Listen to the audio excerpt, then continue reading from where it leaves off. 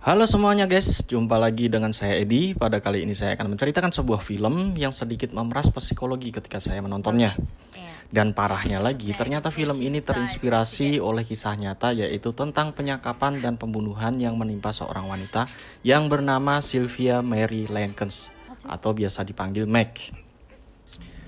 Meg adalah seorang gadis remaja usia sekitar 15 tahunan asal Amerika yang disiksa dan dibunuh oleh orang terdekatnya sendiri dan beberapa teman sebayanya. Penyiksaan ini secara bertahap berlangsung selama 3 bulan sebelum akhirnya Meg meninggal karena luka parah dan kekurangan gizi pada tanggal 26 Oktober 1965 di Indianapolis, Indiana.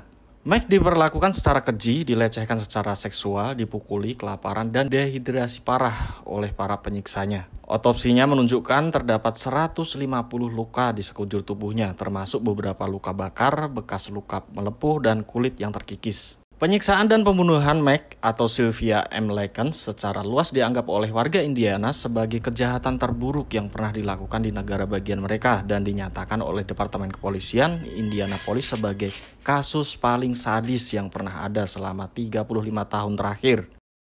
Bagaimana kisah selengkapnya? Sebelum saya lanjutkan ke cerita, tentunya saya ucapkan terima kasih kepada sahabat Hitsweet yang sudah subscribe. Semoga selalu diberi kesehatan dan kemurahan rizki. Amin. Dan yang belum subscribe, tentunya silahkan klik tombol subscribe dan nyalakan tombol loncengnya. Karena subscribe itu gratis.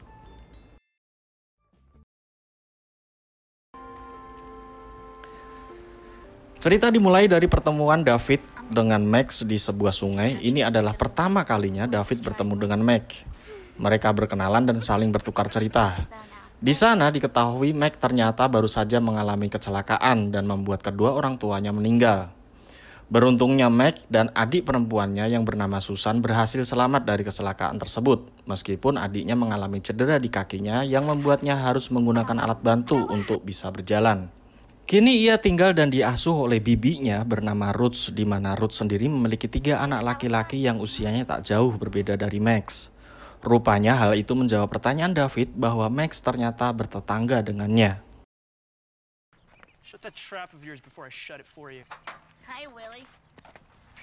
Seperti kehidupan anak-anak lainnya, tak ada yang aneh. David bersama anak-anak sebayanya bermain layaknya seperti anak-anak pada umumnya.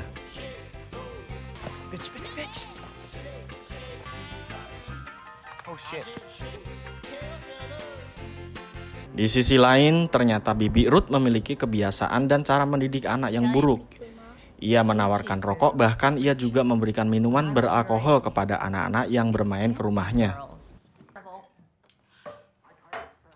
Suatu hari, Meg menghampiri David dan ia mengatakan bahwa ia belum makan selama 2 hari dikarenakan Ruth tak memberikan makanan untuknya. David pun kemudian mentraktir Meg dan mulai dari situlah mereka semakin akrab dan menjadi teman baik.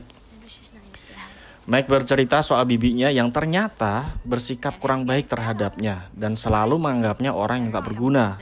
Apapun yang dilakukan Meg selalu dianggap sebagai suatu kesalahan. Terlepas dari hal itu, ternyata Meg memiliki hobi, yaitu ia suka melukis dengan cat air. Dan David ingin melihat lukisan Meg. Keesokan harinya, Meg memberikan sebuah lukisan karyanya kepada David. Dan David pun dengan senang hati menerimanya. Pada sore harinya, David bermaksud membantu Meg agar hati bibi Ruth luluh dan memuji kehebatan Meg akan karyanya tersebut. David mengatakan jika lukisan itu untuk bibi Ruth, namun setelah melihat lukisannya, ia menyadari bahwa lukisan tersebut tidak untuk dirinya, melainkan untuk David. Meskipun banyak yang memuji lukisan Meg, namun tidak dengan Ruth, ia justru memaki, membuli, dan menghina Meg.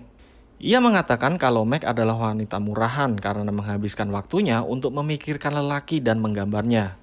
Di depan anak-anak lainnya, Ruth mengatakan bahwa Meg tak jauh berbeda dengan seorang wanita malam yang mau menyerahkan segalanya untuk seorang pria.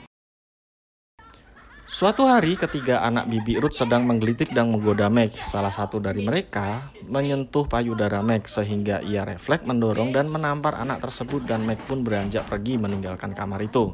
Kejadian itu pun segera dilaporkan kepada Ruth. Mereka pun marah dan karena tidak mendapati Max berada di tempat, anehnya justru kemarahan mereka dilampiaskan kepada Susan, adik Meg yang ternyata saat itu sedang disekap di dalam lemari.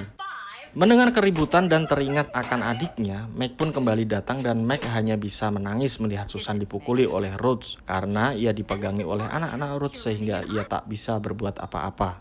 Bahkan satu-satunya kalung peninggalan ibu Meg dirampas oleh bibi Rhodes. Di waktu yang berbeda, salah satu anak bibi Rhodes ini melihat Meg sedang berbicara dengan polisi dan dicurigai bahwa Meg melaporkan apa yang telah menimpanya pada polisi tersebut. Tentu saja hal itu segera dilaporkan kepada Rhodes dan mengakibatkan Meg dibawa ke ruangan bawah tanah dan dikurung dalam keadaan posisi kedua tangan diikat seperti ini. Seperti tak memiliki belas kasihan, salah satu anak Rhodes bahkan menelanjangi Meg dan tentunya disaksikan oleh Rhodes dan David yang sebenarnya merasa kasihan terhadap Meg namun ia tak dapat berbuat apa-apa. Malam harinya secara diam-diam anak-anak Rhodes ini dan David yang malam itu kebetulan menginap di rumah Rhodes kembali mendatangi di mana Meg berada. Mereka pun mengiming-imingi Meg akan memberikan minum namun dengan syarat Meg membolehkan mereka untuk meraba tubuh Meg. Meskipun dalam keadaan kehausan dan kelelahan, Meg menolak mentah-mentah permintaan mereka dan meminta mereka untuk pergi. Karena semalaman diikat dan mengalami dehidrasi, Meg sampai tak sanggup untuk mengunyah roti yang diberikan oleh Rhodes kepadanya. Bahkan tangan Meg terlalu lemas dan tak sanggup untuk mengangkat gelas berisi teh untuk diminumnya. Bukannya merasa kasihan, Rhodes malah marah dan melampiaskan kemarahannya dengan mencambuk Susan dan Meg dipaksa untuk melihat penyiksaan tersebut tepat di depan matanya. Pembulian dan penyiksaan pun terus berlanjut, bahkan anak Rhodes mengundang teman-temannya untuk datang dan menyiksa Meg bersama-sama. Setelah puas mereka pun kembali mengikat tangan Meg dan meninggalkannya. David yang mulai tak tahan dengan semua yang ia saksikan, ia pun gelisah dan mulai berpikir mencari cara agar dapat menyelamatkan Meg sahabatnya. Penyiksaan terhadap Meg terus berlangsung, bahkan semakin gila, dimulai dengan menyayat tubuh Meg menggunakan pisau, bahkan sampai disundut rokok oleh Rhodes. Dan saat ada kesempatan, David mendekati Max dan mengatakan bahwa ia akan membantu dan mencari cara agar Max dapat melarikan diri. Sampai suatu hari David kembali menyelinap menemui Max. Rencananya Max diminta untuk kabur tengah malam ini. David akan membiarkan pintu dalam keadaan tidak terkunci dan ternyata David juga telah menyiapkan uang yang akan diletakkan di suatu tempat di balik batu untuk bekal jika Max telah berhasil keluar dari rumah Rhodes. Ia pun juga memberikan pisau kepada Max sekedar untuk berjaga-jaga.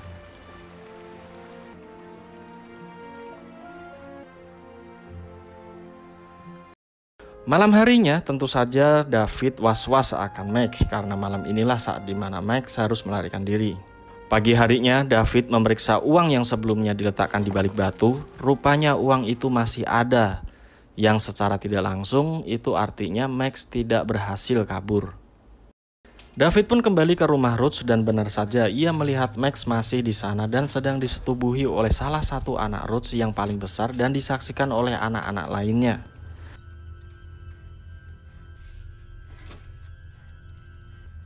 Setelah ia puas, Rhodes menawarkan pada David untuk mencabuli Max, namun David menolak.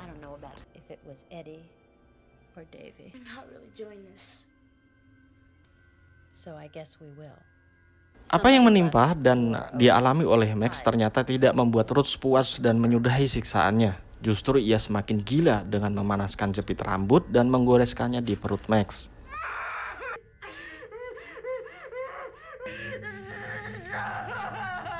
David yang sudah tak kuasa dengan penyiksaan yang dia lihat, ia pun mencoba keluar, namun anak-anak Rhodes berhasil menangkap David dan karena sikapnya tersebut, kini David pun diikat dan kembali ia harus menyaksikan Rhodes menyiksa Max dan kali ini Rhodes benar-benar melakukan sesuatu yang di luar akal manusia. Ia menyiksa Max dengan membakar area sensitifnya Max.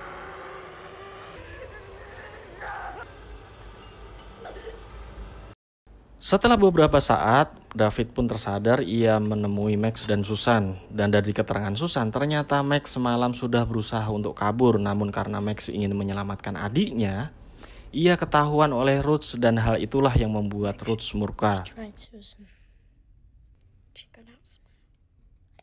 Melihat kondisi Max yang semakin memburuk dan kritis, David pun memikirkan cara agar dapat meloloskan diri. Ia pun kemudian membuat rencana dengan membuat asap dan menyalakan petasan untuk mengundang perhatian.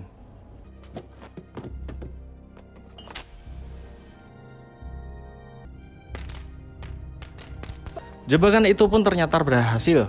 Saat Rhodes membuka pintu, David yang sudah menunggu dengan tongkat di tangannya segera memukul Rhodes berkali-kali tepat di kepalanya hingga Rhodes tersungkur tak berdaya. Salah satu anak Rhodes yang melihat hal itu langsung menyerang David, perkelahian pun terjadi. Namun sebelum hal buruk terjadi, bersyukurlah polisi keburu datang. Rupanya asap dan petasan tersebut dapat mengundang perhatian orang lain sehingga mengakibatkan polisi datang dan menyelamatkan mereka.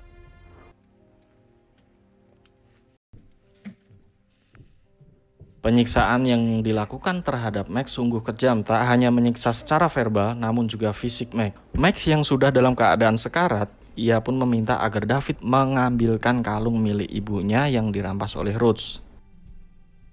Tak beberapa lama setelah Max menggenggam kalung ibunya, rupanya itu adalah hembusan nafas terakhir dari Max.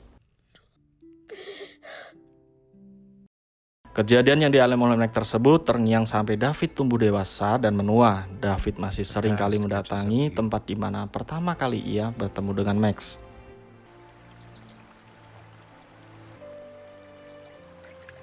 Oke, itulah teman-teman Hitswitch. Kejadian tersebut apakah juga terjadi di sekitar kita? Bagaimana pendapatmu mengenai kisah Max atau Sylvia Mary Likens pada film ini? Silahkan tulis di kolom komentar.